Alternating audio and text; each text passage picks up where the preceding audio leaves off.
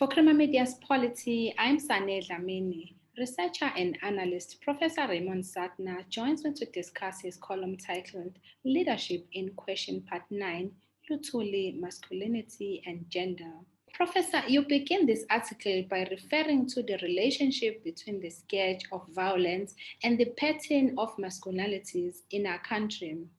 At the same time, you also say that Luthuli accepted the need for armed struggle. Does his acceptance for armed struggle not undermine the principle of nonviolence?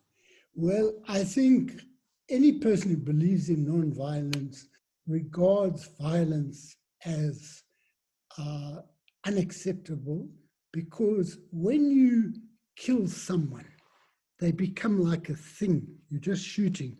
You forget their humanity, things like that. But when Luthuli accepted armed struggle after much debate and a lot of reservations, along with Moses Kotane, the communist leader, they both had reservations. It was conditional in the sense that the apartheid regime was waging a war against the people of South Africa. And so long as that war continued, the people had to be able to defend themselves. So he accepted nonviolence, not as a principle, he accepted armed struggle, not as a principle, but as a conditional and limited exception. So I don't think it undermines his opposition to violence in general and as a principle. You also speak of Luthuli's gender awareness being uneven. Why is this so?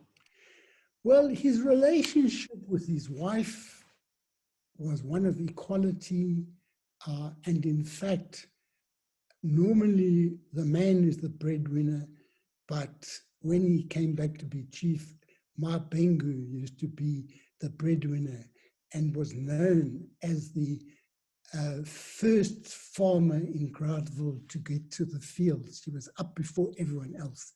And also in the home, his place as father was not treated as a hierarchy where the children just had to accept what he said as law. They used to argue with him. They used to sometimes even provoke him and say to him, one of them said that she said to him, "What will you do if I come home with a white boyfriend?" He said, "Well, if you love him, I will accept him as my son, you know." So they were free to argue with him, and Ma Bengu had to go to bed very early because she got up so early. And he used to stay up talking with the children till all hours of the morning, and also, not all hours of the morning, till late at night, but also in that house, there was no such thing as girls' work and boys' work. The boys had to learn to cook and to be able to do everything that the girls did. Now, so that there was gender awareness, but also Luthuli introduced for the first time that women could speak in gatherings of the community. They had not been allowed to speak before. And he also encouraged leadership of women. People like Dorothy Nyembe and Lillian Goy were especially promoted by Luthuli.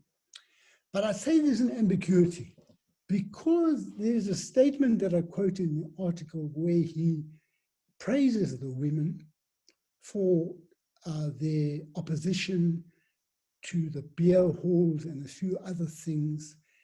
But then he suggests that with men, politics is a rational practice where they think very carefully about what they're doing. And he suggests it's not the same with women.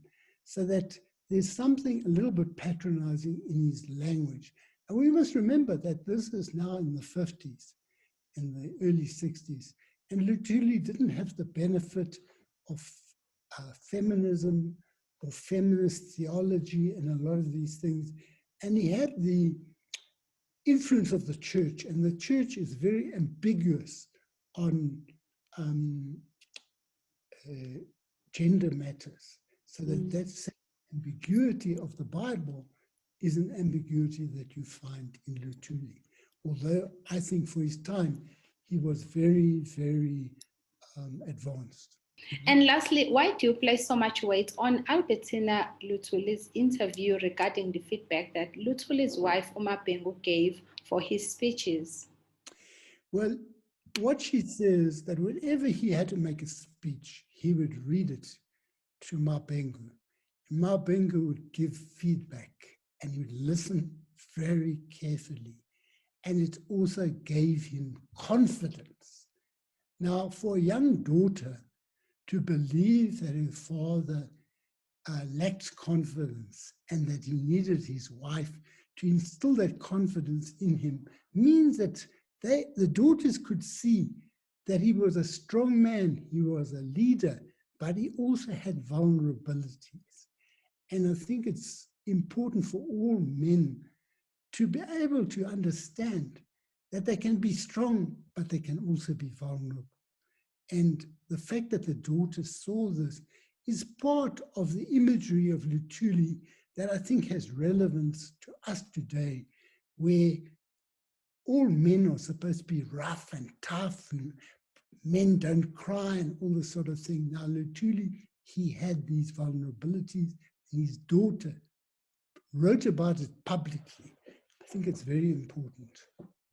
That was Professor Raymond Suttner speaking to Crema Media's Polity about his column titled Leadership in Question Part 9, Luthuli, Masculinity and Gender.